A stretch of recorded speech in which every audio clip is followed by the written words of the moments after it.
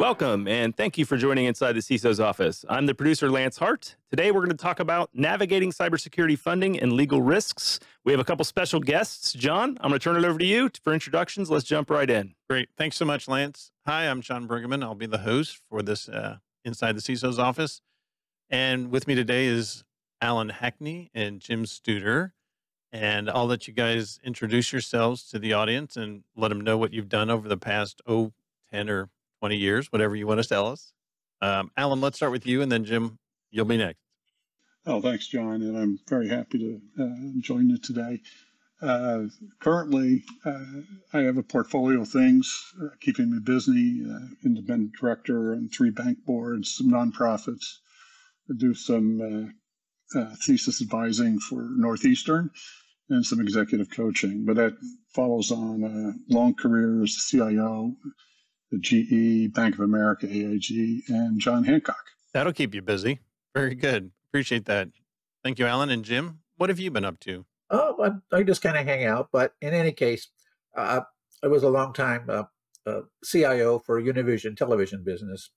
But before that, long history in GE. Started in IT when we talked about security like once a week. And before I was done as a CIO, we talked about it in every single topic, if not every single sentence. So it went from kind of a far off thing to something that was absolutely directly in your face every second of every day. And that's a perfect segue, because obviously cybersecurity risk has become a hot topic for boards. It's now a topic for the SEC and the FTC. So the federal government is very interested in making sure companies focus and pay attention to cybersecurity. But there's a question that, Jim, you and I have talked about several times, is how do people get the funding for cybersecurity initiatives? And that's one of the 2 topics. So cybersecurity funding and legal risks. So let's start with, securing the funding for cybersecurity projects. What are some effective strategies that either one of you have used to get funding for cybersecurity projects over your career? And Jim, we'll start with you, and then Alan will move to you. It's an interesting problem in that, obviously this all spun off from or was specialized from, the classic CIO activities. And the first thing that I think is important to recognize is every entity you deal with is going to be at a different place on the learning curve. So if you're in a mature organization and they know all this stuff, it's a very different problem than if you're bringing up something for the first time. I noticed the topic is, I just noticed this a few minutes ago, is projects. Well, projects are fine if the entity you're dealing with, if they don't understand the strategy or the problem or the lay of the land, all you can really do is bring up a project at one time, hopefully in the regular budget cycle, and pitch that as a good, doable thing. Over time, you'd like them to raise their level of maturity so you can actually begin to pull back and talk a little more strategy and longer term. But when you're day 0, you're on a project by project, maybe even month by month or quarterly basis. So recognize where you're at and respond accordingly.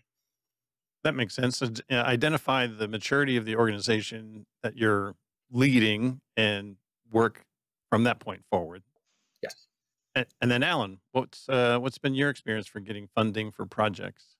To Jim's point about maturity, the ideal is your business recognizes that your ability to manage risk, particularly cyber risk in this case, is in fact a business enabler and allows you to do the things that you need to do. That argument, in my experience, falls flat almost all the time. What does work is to examine where inability to perform the functions that your particular business does could be impacted directly by a cyber event, and appealing to those traits and those desires that people have depending on what industry, in the banking industry, to avoid regulatory problems, in a brand managed business to avoid brand reputation damage, in the healthcare space to avoid the loss of healthcare data. It's really trying to understand where risks and again, in this case, cybersecurity, where risk could impede your ability to compete and to be profitable and to prosper. That's been my experience in terms of gaining people's attention and trust to fund projects. Yeah. I mean, one of the things that I found in the 20 plus years that I ran my own shop was that I had to change the language I used. It didn't do me any good to talk about, oh, this is a really great next generation firewall, or to toss out acronyms that the CFO, and that's who I typically reported to, was the CFO. They didn't really care what the technology was. Their goal was for us to continue to operate as a business. And what I had to do was explain it in the context of risk. Like, hey, here's a risk that we're facing. If we don't spend this money on this project, this risk is either going to get bigger or it's going to occur, whatever I'm trying to prevent. And then we're not going to be able to do what we're supposed to do. So that was the strategy that I employed, was changing my language and talking about it in the context of risk. And that's what I heard you say, Alan. And Jim, I think the maturity piece is incredibly important, because there's a variety of maturities out there for organizations. 100%. And if you can't match up with your communication and your whole approach with their maturity, you might as well be just talking to yourself, is all that it is. And you'll know if you're matching up, when you see that human, responsive cognition, then you're in the game. Until then, you're not even in the game. So match up. So you're saying read your audience and play to the audience. If they're zoned out, you're not communicating. It's an old story, but it's still true. Yes. Well, Jim is saying in different words the very point that I just made, which is, you got to understand where the heart and drive of your business leadership is, and you have to speak to them in those terms. If you don't, you're never going to get anywhere. Yeah. Yeah. And one of the things we have here also is, what are some of the common challenges and objections that either the CFO or, if you're reporting up to somebody else, maybe the COO might have for a project. And typically, in my experience, it's always been, there's no budget for that new project that I'm trying to launch, in a sense. And Alan, what has been the thing that you typically ran into in terms of challenges to get funding? In any company, you're competing for capital, right? To do a project. And if you can't demonstrate business value and economic benefit from the pursuit of whatever initiative that you're proposing, you're never going to win, right? Got to have the ROI. You got to have the ROI. And, I can't tell you how many projects I've seen fail to even get past the first toll gate, because they talk about the tools, or they talk about the problem in Technobabble, and there's no linkage to how their products are going to be better, the business, and so forth. It's got to be tied back to the ROI and the business value. Yeah. What are you going to do for me, Jim?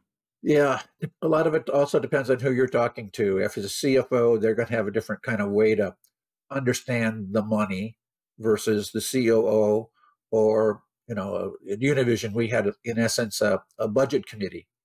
And so they had their own personality, plugging into their mindset and how they allocated money. Because, there's an infinite number of good ideas for an enterprise to spend money on, infinite number. So you have to get up in the queue. And if you're not really the sharpest guy in the meeting to describe what you're going to be doing in the language of the people you're talking to, they've got 100 other really great projects they can do. So right, you got somebody might be making a better business case. Well, you got to be really, really better at talking through it and demonstrating it in numbers than anyone else in that room. And that means work, work, work. Okay. And that segues nicely into the next topic that we had talked about was, if you're navigating the C-suite, here you are, you're maybe an early CISO, maybe you're the director of IT security, and you are reporting up to, maybe you're going to report up to the COO. So that's one, viewpoint into the business, or you're going to you're reporting up to the CFO. Alan, from your perspective, when you and I talked about it, you said the COO was probably the right person to partner with, in a sense. Is that the way you feel for most cybersecurity projects? It's the COO? COO or the business president or the division general manager. It's the ultimate business leader whose business is at risk because of a cyber event. You and I talked a little bit about COO versus CFO.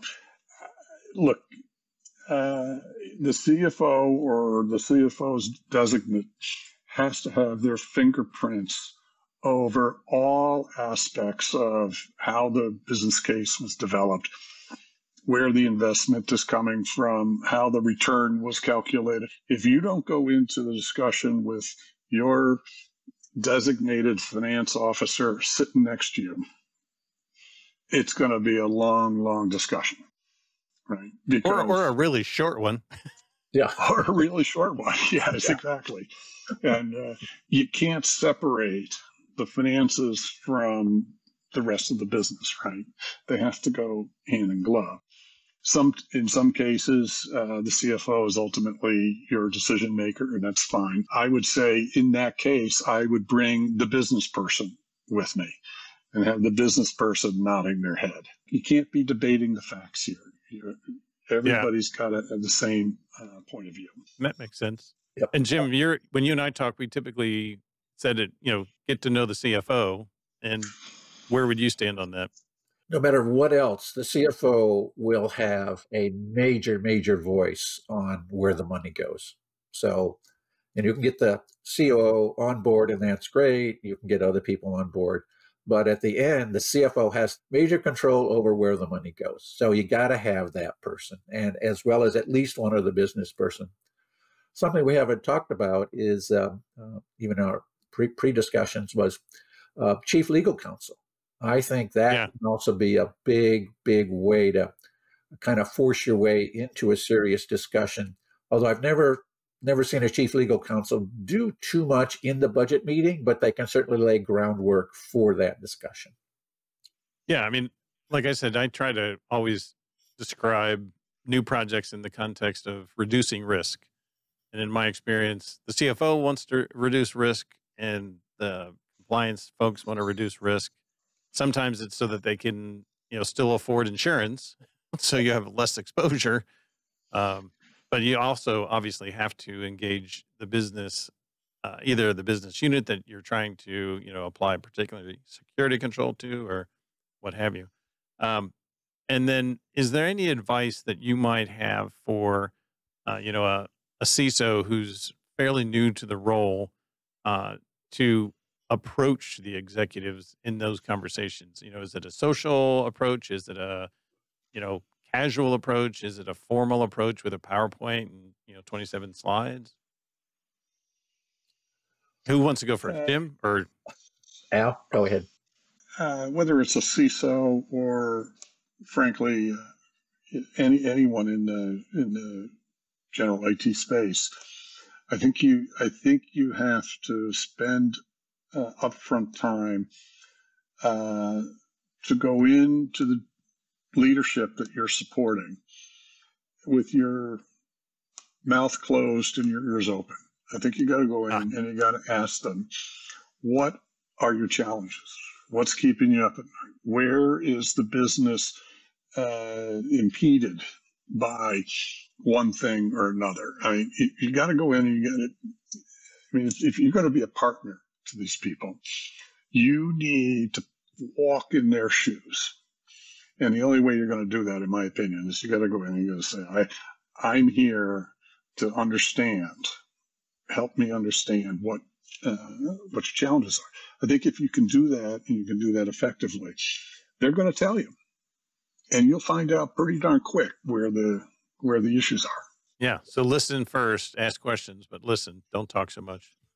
Well, Stephen Covey says, seek to understand before you seek to be understood. Yes. Yep. And Jim? in those discussions, my experience has been it'll start off typically with some hurt. Okay, they're experiencing some immediate pain, and it may sound kind of trivial, but that's your entry point to say, if nothing else, say, yeah, I think we can make that better, right? Hardly more than a nuisance, but it's an important nuisance to them. Take that one little thing, make some good progress. Then you have legitimacy to go back and say, hey, that seems to be better. I think, do you see it as being better too? And given that that's true, now you've earned some immediate credibility. And now you can talk about the bigger things beyond, just the rock in the shoe that the guy had that particular day you talked to them. Yeah, because it could be something as simple as MFA. People are like, I'm annoyed by using MFA, and then find a way to reduce the friction in that regard. Go ahead, Alan. I think of it a little differently. I think about business leaders who look at CISO, much like they do the compliance function, as the people that are there to say no on things that they want to do. Right. And Captain No. Captain No, yeah, Dr. No, right? And you can't avoid the preconceived notion, but you can get past the preconceived notion by doing what Jim said, and along the lines of what I said. It's like, you're here to partner. You're here to make them better, right? And you convey that to them. Yes, sooner or later, you're probably going to put in MFA, and they rather put a stick in their eye than do that. You need to convince them that you're on their team. You're there to help them. Yeah. And that is a potential journey that might take more than one conversation, because they could have a bit of experience with a prior, leader in IT security that was Captain No, and virtually that's how everybody viewed him. And if you come into that new role, they may see you in that same light, and that can be a bit of an effort to overcome. Well, if you do what Jim suggested, which is say, I think I can help you, and then you actually do, that break down the barrier. Yeah. I'm flashing back. One of our key leaders at Univision, he came in at 7:30 in the morning. This was in Midtown, and I did too. And so it was a really great little habit just to swing by his office. Not every day, but let's say twice a week, and say, well, how's it going, right? And you would get, until you had that initial real credibility, you would get some pretty crazy things like, well, I got this report and I really want to move the column over, right? I go, well, okay, we can do that. So, but that, it isn't like a one-time event. And I think Al's alluding to this too. It isn't a one-time thing. It's relationships come over time. Sometimes, different people you'll connect with more quickly or more slowly. That's not really the issue, but it's that you pound away on it every day, and they'll find that you can help them. And at that point, it really becomes, I hate to use the word easy, but it's easy, right? Tom knew I was on his side, and he was on my side. And so it was easy to do, but you had to spend the time. In this case, it was 7:30, at least 2 days a week, just swinging by his office. How's it going, Tom? And he'd have something almost always to say, because when I started at Univision, they were absolutely nowhere in technology. So the well was very deep. Got it. Well, that segues pretty nicely into some legal risks and the regulatory compliance map. So as Alan, you're still in the business, as it were, working on boards. What is it that boards see or are concerned about from a regulatory or legal risk standpoint? Oh, the list. How long do we have here on this show? We have about 3.5 more. No, I'm just kidding. We have a few more minutes, so feel free to hit the high notes. Yeah, it'll depend on industry, of course, because some industries are more highly regulated than others. For example, some industries have a lot more geopolitical risk, than others, and and so forth. But from the board's point of view, it's all about what are the impediments, the potential liabilities, the potential gotchas that could undermine the business strategy and undermine, frankly, just the business's ability to conduct the work that they do, right? And I'm on the boards of some banks, and this is a highly regulated environment. I can tell you that the risk committee on these bank boards probably occupies half of the entire time that the board spends discussing things, which would include the business strategy, the financials, and so forth. At least half is spent there. And I think back on the work I did with the state of Connecticut in healthcare, compliance and risk, again, at least half. And you can probably appreciate the plight of a CISO in the healthcare space, where the docs all want to go get the latest proton device, and you're over there trying to convince these doctors that you need to spend time in security. You got to bring it, you got to bring it back to the risks of the business. Definitely. Jim? Well, I think there's also a margin there. As Al said, it's the risk. And I think you need to categorize the risk, right? I mean, in the worst case, for the entity, it could be a go to jail issue, right? In the worst of the worst cases. And you don't want to pull that arrow out of your quiver very often, but you certainly need to be alert to it so that when it is applicable, you say it, and you say it clearly. The next layer down would be, well, it's only business threatening, so and so on. So kind of having that gradient in your head at all times and operating on it. As I said earlier, every sentence that, someone in these high-level technical positions, you have to have in the back of your head, how does privacy and security play in here? There's no sentence you can't say without have that operating in your head. And part of that is calibrating it. Is this on one extreme? Oh, we don't want to be embarrassed, all the way to business threatening, or in the worst case, someone needs to think about not going to jail. Yeah. I had a conversation this morning with some CIOs in the Cincinnati area, and I wasn't making a big deal out of having a data retention policy, but the one person really, hung on to that. Like, that's a really good starting point. I'm like, yes, I'm thinking most people in this room have a data retention policy. And then somebody else, these are all CIOs, they said, well, but not everybody follows it. And I said, well, that will send you to jail if you're not careful. So if you've got a policy, you better follow it. And we've got two other possible questions here. We've got a couple more minutes. So what strategies did you tend to utilize, or did you try to utilize, to mitigate any kind of liabilities or ensure that you have compliance, other than perhaps, I guess, inviting the general counsel to all of your meetings? Jim, you want to go first, or do you want to think about it for a moment? I'd like Al to go first, so I have a chance to think. Yes. Okay. Yeah. I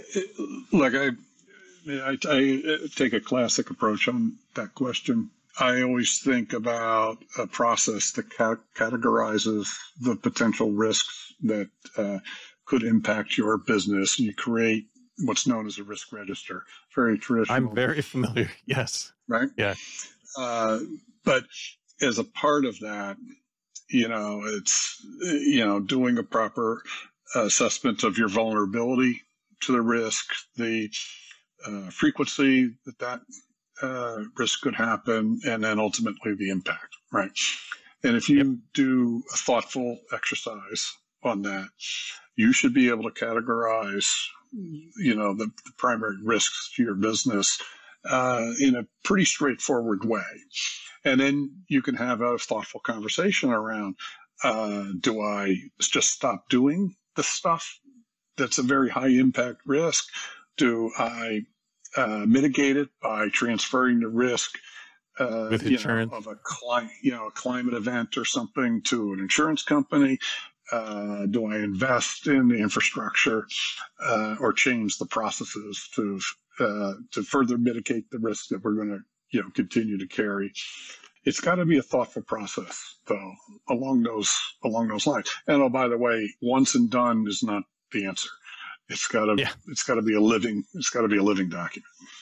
Yeah, your risk register should be updated at least on an annual basis, and maybe every 6 months, depending on your environment or how often you're adding a new technology to your infrastructure. And that new, let's call it a sonogram device for a hospital, and it's going to connect up to a cloud service provider.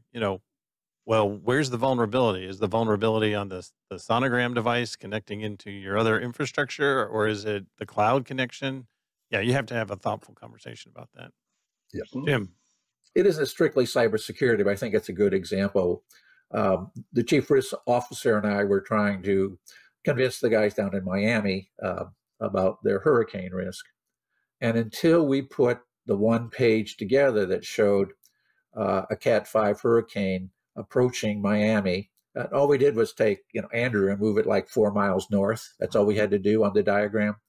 Their idea that one building could back up the other building was utter nonsense, because the scope of the hurricane was like, I don't know, 300, 1,000 times bigger than the distance between those two buildings. Okay.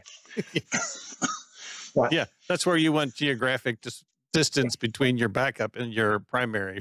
But the point was, the chief risk officer had worked years trying to communicate, this truth, right? And until he came across this one diagram, he was just talking to himself. So this goes back to the work. You got to put your brain into someone else's brain, and then let it wander around in there until you come up with not just an interesting argument, but a compelling argument. Yeah, and that's a very good point. I think some people might be tempted to, particularly if they're starting off fairly early in their career, they might be tempted to think that there's a silver bullet or a special phrase. I mean, not that it's a secret handshake or anything like that, but this takes effort. This takes work on their part to, like you say, listen, seek to understand before you're trying to make yourself understood, and to, like you said, Jim, put yourself in their shoes to see, oh, you're asking me to contribute this to your budget, and I'm going to take away, I'm going to make up a number, $500,000 out of my budget to offset a risk that I don't think is really present. That's going to take some conversations. Yep. And good ones too, not just shallow ones, very, very deep ones. The last one in the legal risks and regulatory compliance section. So some strategies for mitigating the liabilities and ensuring compliance. Do you have any? No, this might be something where you actually have a go-to strategy for limiting or mitigating liabilities. Just curious. Alan? Well, we talked just a minute ago about using your risk register to sort of categorize things.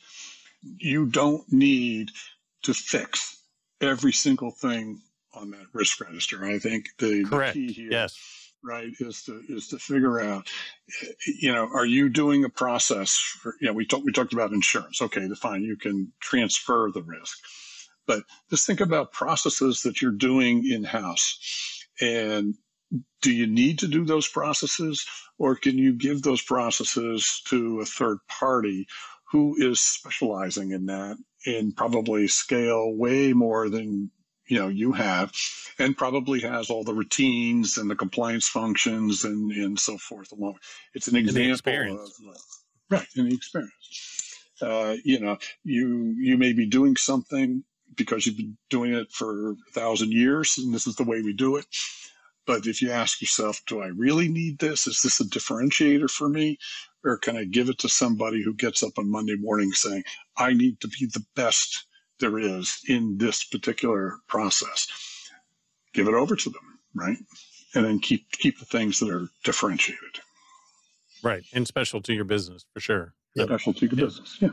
I think that's a great point. I mean, if you just look at all the major entities now, third-party entities that have all these different huge software and hardware, support platforms for cybersecurity. The idea that you could take on that is just like nuts, right? But you have to pick the right pick the right vendor. And I understand that's very easy to say, very hard to do, but you're going to have to do that. That's a whole other process that we could spend another week on, but you got to pick the right players to help you. And it's a very much moving world. I mean, even some of the big players more than stumble and fall. Okay.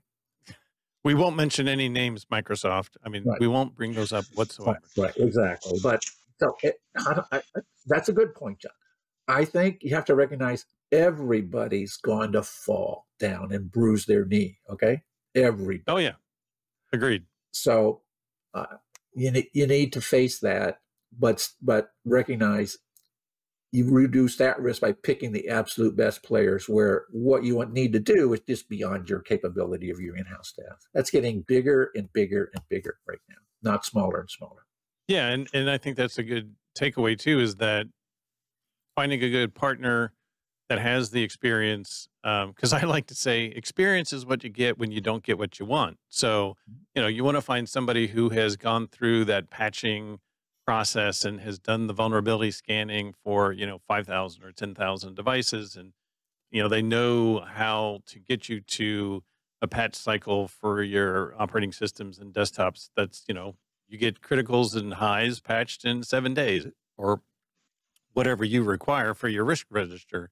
That's the kind of thing where when I ran my own shop, nobody wanted to do patching. That was like the least popular thing to do, and there are companies that are good at it, and you want to, find one of those, partner up with them, like you said, Jim, and then, let them do what they do best.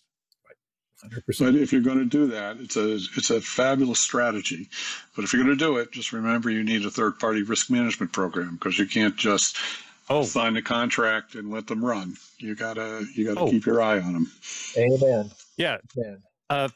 Third-party risk management is a whole separate topic, which we don't have time for today, but that's a good thing to bring up. And just to kind of summarize for folks, the main things that we talked about, getting the funding for cybersecurity. You have to be able to describe whatever project you're trying to accomplish.